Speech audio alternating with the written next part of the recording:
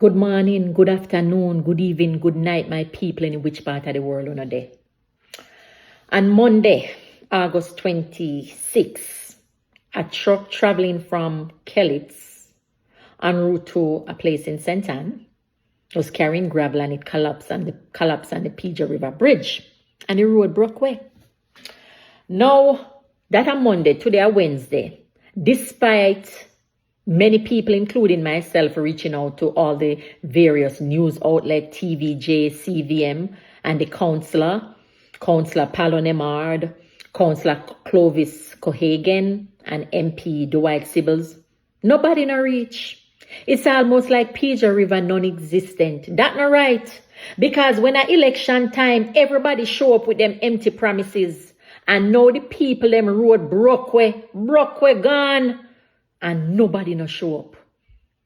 Oh my gosh, my heart bleeds for my people in Pedro River. We might be a poor little district, but we's a proud people.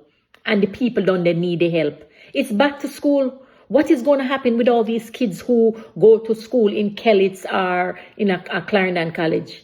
Now the vehicle them can't pass. Some of them know if you take your route, the long route, we're on a 4 George to reach their destination. Come on. Uno have to do better than that. Uno have to do better than that, man. No sanky, no sing so. May I tell you, man, uno have to do something. I am pleading. I am begging. Why do we always have to beg? And when a vote time politician come up and them a do all with them fi do. And when time people forget help.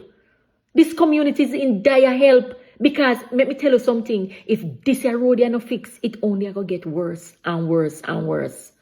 Please, on behalf of Mama Selva speaking out for the people of Pedro River District, I hope that we can get some help in a timely manner. Thank you.